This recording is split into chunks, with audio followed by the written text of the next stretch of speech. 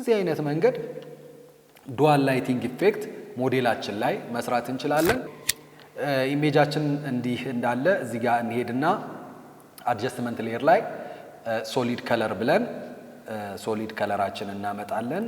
ለምሳሌ ብሉ ከለር መረጥን። ኦኬ ካልን በኋላ ማስካችንን ሰሌክት እናደርግና እዚህ ሰሌክሽን ማርኪ ሰሌክሽን ቱልን ከወሰድን በኋላ እንደዚህ ሃፉን የኢሜጃችንን ሃፍ ላይት ሰሌክት እናደርግና ከዛ ባክ ስፔስ ወይም ዲሊትን ስንነካ ከኢሜጃችን ላይ በዚህ አይነት መንገድ ሪሙቭ እናደርጋለን። ኮንትሮል ዲ እንልና እዚህ ማስካችንን ሰሌክት ካደረግን በኋላ ፕሮፐርቲ ላይ ሄደን ቲዘር የሚላለን እዚህ ጋር። ይሄ ፕሮፐርቲ ፓናል ካጣችሁት እዚህ ዊንዶ ውስጥ ገብታችሁ ፕሮፐርቲ ፓናል የሚለው መክፈት ይጠበቅባችኋል።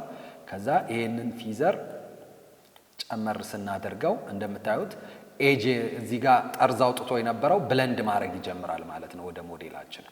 እንደዚህ ብለንድ ካደረገ በኋላ አሁን ምንድነው ከለሩ ወደ ኢፌክት ተቀይሮ እሷ ላይ አፕላይ እንዲሆን ብሌንዲንግ ሞዳችንን መቀየር መቻል አለብን። ከኖርማል ወደ ከለር ወደሚለው እንቀይረዋለን ብሌንዲንግ ሞዳችንን። ልክ በዚህ አይነት መንገድ ኢፌክት ሆኖ ሰማያዊ ኢፌክት ላይ ሪፍሌክት እንዲያደርግ እናደርጋለን። ከዛ ከፊት ለፊቷ ደግሞ ሌላ እስቲ ሬድ ከለር እናስገባ።